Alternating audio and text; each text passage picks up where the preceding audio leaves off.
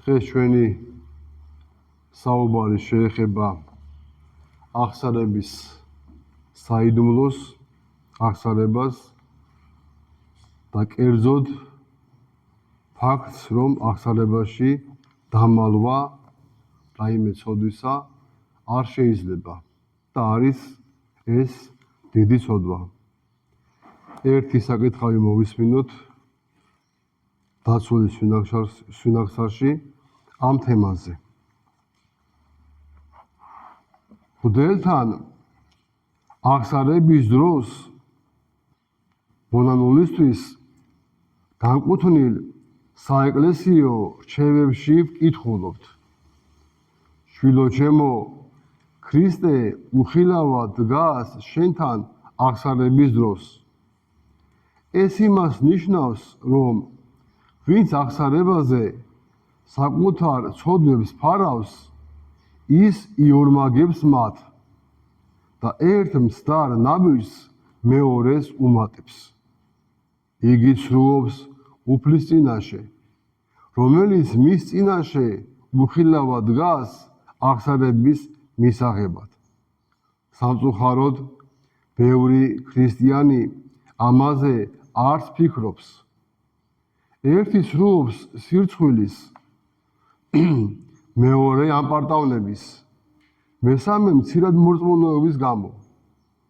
მეოთხე კი იმიტომ, რომ არც ესმის წმინდა საიდუმლოს მნიშვნელობა. ისინი, ვინც ცოდვებს ფარავენ აღსარებისას, ამ დროს არათუ იწმინდებიან, არამედ უფრო იმძიმებენ მსჯავრს. როგორ გამოვაფხიზლოთ ასეთი ადამიანები? როგორ დავაწყნოთ ისინი, რომ მომავალში სრულიად გახსნილი იყვნენ აღსარების დროს? მოდით ეს მაგალითებით ვცადოთ. ერთი ყაჩაღი, რომელსაც ცოდვათა მონანიება და მთელი დარჩენილი ცხოვრების ღვთისმსახურებაში გატარება სურდა, ალექსანდრიაში ერთ-ერთი მონასტრის იღუმენ იოანესთან მივიდა და საძმოში მიღება სთხოვა. იღუმენმა იგი მონასტერში შეუშვა და 7 დღის შემდეგ თავისთან იხმო, რათა გაეგო ჭეშმარიტად სურდა თუ არა მონაზნობა და თავისი წარსულის შესახებ მოეთხოვა. ახალ მოსულმა ცოდვები აღიარა, თუმცა იღუმენი ამით არ დაკმაყოფილდა და ასეთი რამ უთხრა: სურს, რომ შენი ცოდვები ხალხის წინაშე აღიარო. ავაზაკს ჭეშმარიტად სურდა უფლისაკენ მოქცევა და უპასუხა: არა მხოლოდ ძმებთან, არამედ თუ გსურს, მთელი ალექსანდრიის წინაშე ვაღიარებ ყოველივეს. მაშინ იღუმენმა ყველანი შეკრიბა სულ 230 ბერი და ლიტურგიის დროს, როცა სახარების კითხვა დასრულდა, ახალ მოსულის შემოყვანა ბრძანა. იგი მჟავრდებულივით, კვართით მოსილი, შეკრული და თავდაბურული მოიყვანეს.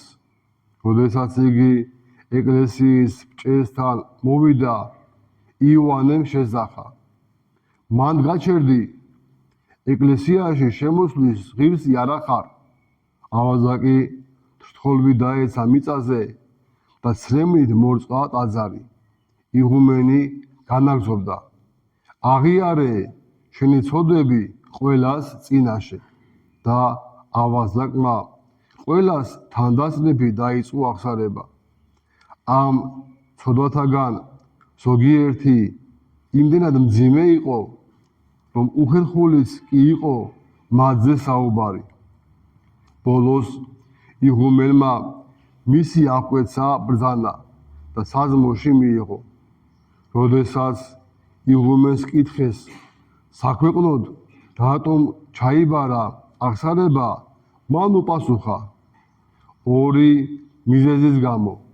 პირველი იმიტომ, რომ ამ აღსარებით ავაზაკმა დიდი სირცხვილი იგება სამაგიეროდ უფლის სამჟავროზე აიცილა შერცხვენა. პირველი მიზანი მიღწეულია, რადგან ერთ-ერთმა წმინდა ბერმა იხილა უფლის ანგელოზი ქარტიის ხელში, რომელიც აბაზაკის მიერ აღსარების დროს აღიარებულ ცოდვებს შლიდა. მეორე იმიტომ, რომ მას, ვინც თავის ცოდვებს მალავს, ასეთმა აღსარებამ გულახდილი მონანიებისკენ უბიძგოს და უწყოდეს, რომ ცოდვების აღიარების გარეშე ვერ შეიმსუბუქებს მის ტვირთს. ამრიგად, ძმებო, მათ ვისაც ჭეშმარიტად სურდათ უფლისაკენ მოქცევა, ასეთ აღსარებას ამბობდნენ. ჩვენ რატომღა უნდა შეგვწყვეს მხოლოდ ერთი მოძღვრის? რატომ არ უნდა ვაჩვენოთ მათ საკუთარი ჭრილობები? ჩვენ ხომ უფალს ვაბარებთ აღსარებას და მოძღვარი მხოლოდ მოწმეა. უფლის წინაშე ტყუილის თქმა სირცხვილი და უსინდისობაა. ეს ხომ საშინელებაა, ასე იტყვის ცოდვილი. ვინც ახლა არ ინანიებს, მისთვის განა უფრო საშინელი არ იქნება უფლის სამჟავროზე წარდგომა? იქ დამწრე ანგელოზებისა და ადამიანების წინაშე. თავმოყვარეობის შემნახველია, იტყვის ვინმე, საყოველთაო განკითხვისას განა ვინმე გაუფრთხილდება შენს თავმოყვარეობას? არა ძმებო, უფალს ვერ დაემალებით. მისთვის ცნობილია ყველა ჩვენი ცოდვილი გულისხმა, ყველაზე დაფარული ფიქრები.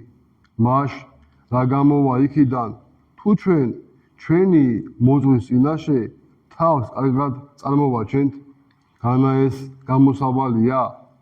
განა ამით შემსუბუქებთ ცოდვის ტვირთს?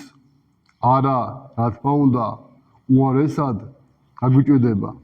იოანე ოქროპირი ამბობს, როდესაც და დედამიწა, წყალი და ჰაერი ჩვენს წინააღმდეგ აღიძვრება ჩვენი უსამართლობების გამო, როცა ყველა დადუმებული იქნება, მხოლოდ ჩვენი საქმეები იღაღადებენ და უფალთან წაგვიძღვებიან. ამიტომ ვიდრე დრო გვაქვს ჭეშმარიტი გულითადი აღსარებით მიმართოთ უფალს. ამინ.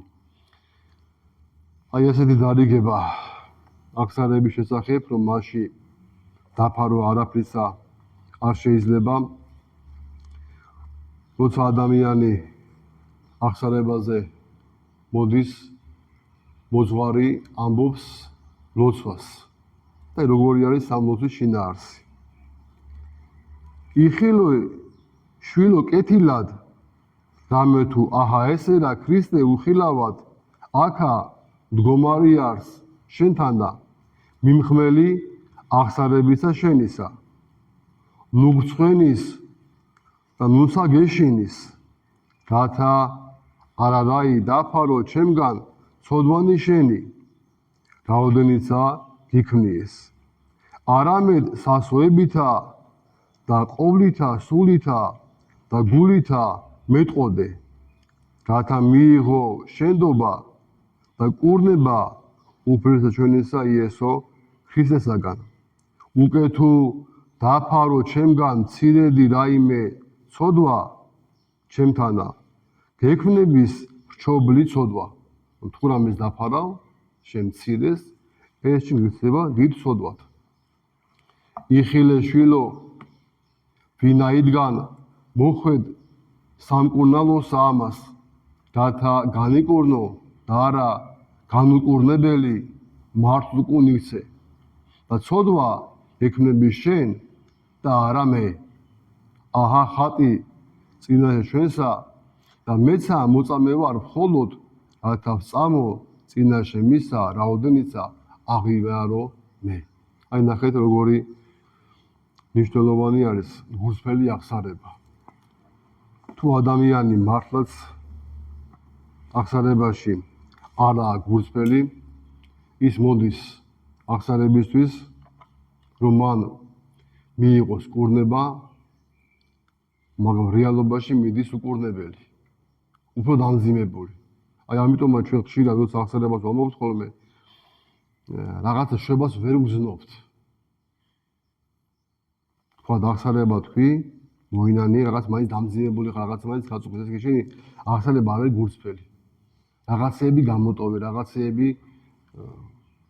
რაღაცებს გვერდი აუვარე, რაღაცები არ თქვი თქვა სრულად, თავი იმართლე რაღაცეებში. ამიტომაც შენ კურნებას ვერ იღებ ღვთისგან. თორე შენი აღსარება არ არის სამართლიანი.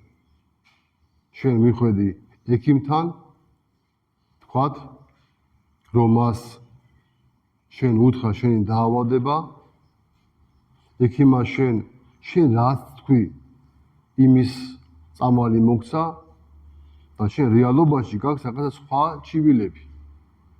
თქვათ შენ გაწუხებს თქვათ ღვიძლი და მიხვედი გულის ექიმთან.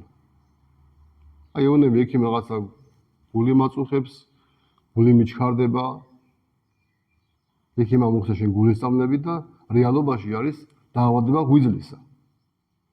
შენ ბუნებრივია კურნებას ვერ იღებ ღვიძლის. აი ამიტომაც აუცილებელია ის, როცა ჩვენ აღსარებაზე მივდივართ, მოძღვარს ყველაფერი უცოდ სრულად.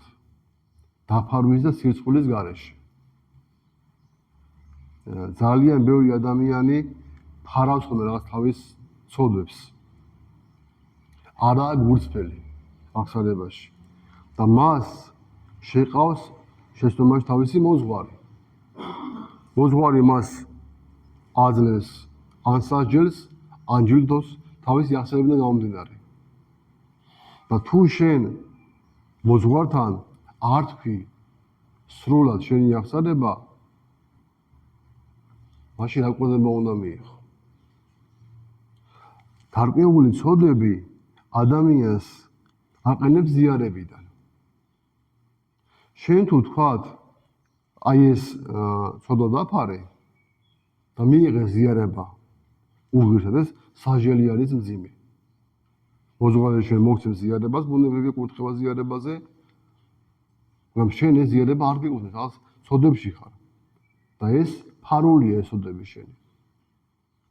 და შენ უფრო მძიმე სასჯელს იღებ ამით. აი ამიტომ ჩვენი აღსარება გულწრფელი უნდა იყოს.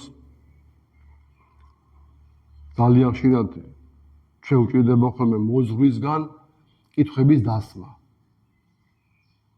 აი მოძღვარი რაღაც ცდილობს რაღაცა გათქმევინოს, აი ქაჩავს შენ სათქმელს. ეს არ უნდა იყოს. აი შენ უნდა დაფიქრდე, გაიხსენო შენი ცოდვები რაც ჩაგიდენია, ეს საქმით არის, თქვა გონებრივია, სიტყვით არის, თქვა წარსულშია ჩადენილი თუ ახლანდელია. ყველაფერი გაიაზრო, თუ გინდა ჩამოწერე, რაღაც პატარა რაღაცა მონახაზი გაიგე, რომ არ დაგავიწყდა შენ მე აღსარების დროს და აღიარე გულწრფელად შენი აღსარება. შენი ცოდვები, რომ მიიღო შემდგომში კურნება ღვთისგან. ნახეთ, დაფარული ცოდვა მოუნანიებელია. ის ადამიანის მხრებზეა. ის ორმაგ გაწოდავს. ერთი რომ არ აღიარა და მეორე რომ შენდობა ვერ მიიღო. ანუ ეს ცოდვა მას დარჩა მხრებზე და დაუმატა კიდე მოუნანიებელი საქციელი. რომ მან ცოდვა არ მოინანია, არ აღიარა. მოერიდა შეიძლება რაღაცა აქ იყო თქმული, რის გამო ადამიანი ვერ აღიარებს, მაგრამ არ არის სწორი. შენ თუ გერიდება მართლა ერთი ადამიანი, რომელიც მარტო დამსწრე და მეტი არაფერი, რომ შენ მოხდეს რჩება და წაიკითხოს ლოცვა შენდობისა, მაშინ შენი ეს ცოდვა გაცხადება ყველას წინაშე, მთელი კაცობრიობის წინაშე. რა უფრო მოსარგებელია. ღმერთმა ჩვენ მოგცეს გულწრფელი აღსარება, სინანული, როგორც იმ კაცმა, რომელიც ავაზაკი იყო და მას მართლა ჰქონდა სურვილი გამოსწორებისა, თქვა გულსფერი ახსენება ყველას წინაშე. მან თავისუფლები არ დაფარა. ჩვენს ღმერთმა მისი მიჭრა უნარი მოგვცეს. ღმერთმა დაგლოცოთ და ღმერთმა აკურთხოთ.